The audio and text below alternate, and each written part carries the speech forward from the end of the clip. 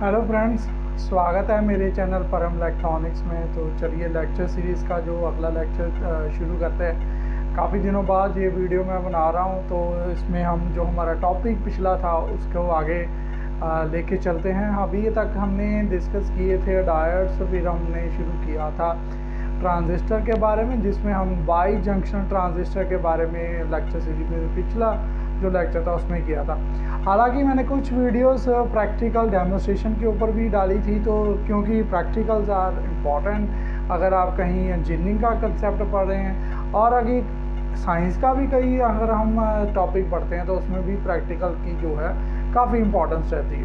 तो इसी तरह से मैं प्रैक्टिकल की भी वीडियो लेकर आता रहता हूँ, और उसमें हम डेमोन्स्ट्रेशन के बारे में देखते हैं, क्योंकि हम बेसिक सीख रहे हैं इलेक्ट्रॉनिक का, तो उसमें हम बेसिक पार्ट के बारे में। और मेरी कोशिश यही रहती है कि जो इलेक्ट्रॉनिक के हम कंपोनेंट देखें, जहाँ उसके बारे में चर्चा करें, जहाँ उसके बारे में पढ़ें, तो वो एक्चुअल में कहाँ यूज़ होते हैं। तो क्योंकि अगर एक्चुअल में डेली लाइफ में हम जो इलेक्ट्रॉनिक इक्विपमेंट, इलेक्ट्रॉनिक कोई ऐसे यंत्र हैं जिनको हम यूज़ करते हैं, और उसमें देखेंगे कि कहाँ कहाँ पर वो कंपोनेंट इस्तेमाल होते हैं।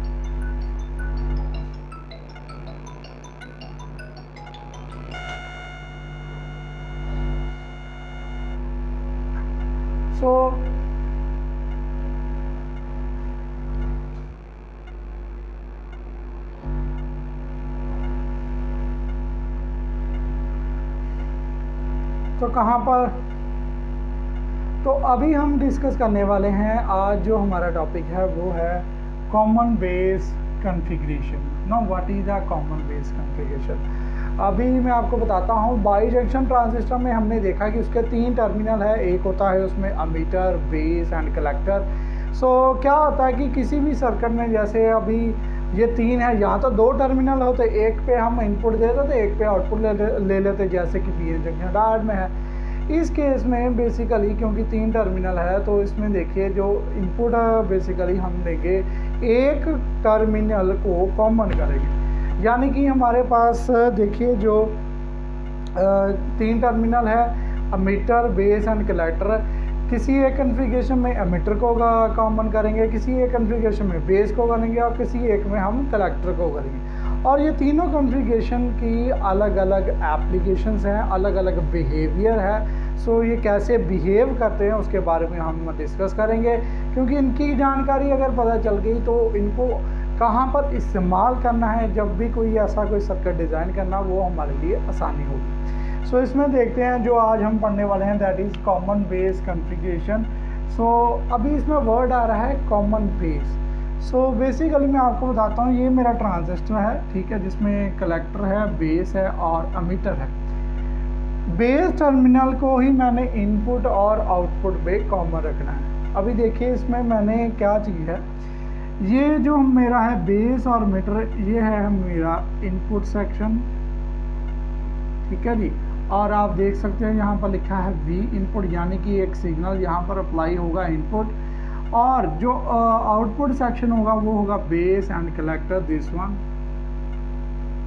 ठीक है जी। तो इस टर्मिनल पे, कलेक्टर टर्मिनल पे हमने लिखा है वी आउटपुट, यहाँ से हम आउटपुट लेंगे, ठीक है। अभी ये क्वेश्चन राइज होता है, क्योंकि बाई जंक्शन ट्रांजिस्टर में हमने पढ़ा है कि वो जो ट्रांजिस्टर है 2 कैटेगरी का हो सकता है, एक तो NPN और PNP, ठीक है। सो अभी हम यहाँ पर कंसीडर करते हैं NPN, ठीक है जी। बाकी वर्किंग कोई इतनी खास डिफरेंस नहीं है, ठीक है। बस इसमें जो मेजॉरिटी कैरियर है हमारे PNP में, वो ज़्यादातर होल्स के ज़रिए करंट कंट्रीब्यूट होगा, NPN में इलेक्ट्रॉन के ज़रिए कंट्रीब्यूट होगा।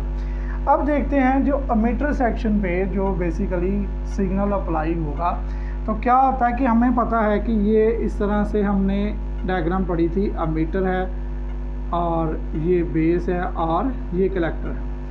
तो आप देख रहे हैं कि वैसे इसको ना कॉमन बेस एम्पलीफायर कॉन्फ़िगरेशन भी बोला जाता है। मैं कुछ और चीज़ें पहले एक्सप्लेन कर देता हूँ। इनपुट पे हमने एक रेजिस्टेंस भी लगाया है, RE रेजिस्टेंस, अमीटर टर्मिनल पे लिखा हुआ है, और बेस और मीटर को फॉरवर्ड बायस करने के लिए मैंने एक यहाँ पर सप्लाई दे दी है, जिसको VBE हम सपोज करेंगे। और फॉरवर्ड बायस कैसे, क्योंकि ये पॉजिटिव पी टाइप है, इसमें पॉजिटिव टर्मिनल से अटैच करेंगे, ये एन टाइप है, इसको नेगेटिव टर्मिनल से अटैच करेंगे। और इसमें देखिए जो आउटपुट सेक्शन है, इसमें भी जो हमारा कलेक्टर बेस है उसको मैंने किया है रिवर्स बायस, याद रखनी है रिवर्स बायस। सो पॉजिटिव को मैंने एन से अटैच किया हुआ है और पी को मैंने नेगेटिव से अटैच किया। सो ये रिवर्स बायस हो गया। मैं लिख देता हूँ आर बी सेक्शन और ये एफ बी सेक्शन, ठीक है। सो अगर यहाँ पर जैसे मैं फिर से ड्रॉ कर देता हूँ, हमारा मीटर पे है नेगेटिव और पॉजिटिव है बेस के ऊपर, ठीक है। सो क्या होगा कि वैसे आपको पता है क्योंकि ये नेगेटिव है ये पॉजिटिव है और मैं एन पी एन ले रहा हूँ, ठीक है। और इस केस में एन में इलेक्ट्रॉन्स होते हैं, ये नेगेटिव टर्मिनल जो है इन इलेक्ट्रॉन को रिपल्सिव फोर्स देगा, ठीक है। सो जितने भी इलेक्ट्रॉन हैं ये जंक्शन की तरफ मूव करेंगे, सो बेस की तरफ आएंगे। और ये जो पॉजिटिव हैं ये पी सेक्शन में जो होल्स हैं वो इस तरफ आएंगे, ठीक है जी। सो बेस की विड्थ कम होने की वजह से जो जैसे मान लीजिए यहाँ से कोई वैल्यू गई 100 इलेक्ट्रॉन की और तकरीबन 5 से 10% ही यहाँ पर रिकम्बाइन होंगे, ठीक है। 5% मान लेते हैं, 5 जो कंबाइन होते हैं, बाकी के बाकी जो है कलेक्टर पे आ जाते हैं। अब ये कलेक्टर टर्मिनल पे कलेक्टर जो रीज़न है उसमें ये हमारे आ जाते हैं। कलेक्टर टर्मिनल रिवर्स बायस है, यहाँ पर एन है तो यहाँ पर पॉजिटिव नेगेटिव पॉजिटिव नेगेटिव, ठीक है जी। सो इस तरह से कनेक्शन होगा। अब ये पॉजिटिव से जो टर्मिनल है बैटरी और सप्लाई का, और ये जो इलेक्ट्रॉन यहाँ पर 95 है वो अपनी तरफ जो है अट्रैक्ट करेगा। तो ये इलेक्ट्रॉन एमिटर जंक्शन से शुरू हुआ, बेस पे थोड़ा सा कंबाइन हुआ, देन कलेक्टर टर्मिनल पे जो है ऑब्जर्व हुआ। तो मैं यहाँ पर इक्वेशन लिखता हूँ, एमिटर करंट था, ठीक है, थोड़ा उसमें किसके बराबर होगा, बेस का भी करंट और कलेक्टर टर्मिनल। तो यानी कि meter current is equal to base plus जो है आपका कलेक्टर करंट। ये आउटपुट सेक्शन है तो आउटपुट करंट कौन सा, दिस वन। ये इनपुट सेक्शन है तो इनपुट पे करंट कौन सा, दिस वन। और आप देखिए जो इनपुट है, ठीक है, उसमें जो बेस करंट भी है और आउटपुट करंट है। इसका मतलब जो है आई सी की वैल्यू लेस देन है आई ई से।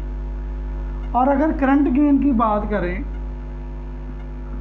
सो current gain output current that is I C over input current that is I E. So ये जो करंट गेन होगा वो लेस देन 1 ही होगा, ठीक है, क्योंकि आई सी की वैल्यू ऑलरेडी कम है आई ई से, तो ये कम वैल्यू होती है। तो यानी कि करंट को अटेनुएट किया, कुछ पोर्शन ही किया, अटेनुएट ही किया। इसमें जो करंट गेन वो लो ही मिलेगा, ये याद रखना, low current gain, common base configuration. ये पहली चीज। दूसरी चीज आई है, ये फॉरवर्ड सेक्शन है, इनपुट सेक्शन, ठीक है। और इनपुट पे जो इम्पीडेंस यानी कि जो उसको ऑपोजिशन मिलेगी वो लो मिलेगी, लो, क्योंकि फॉरवर्ड बायस है।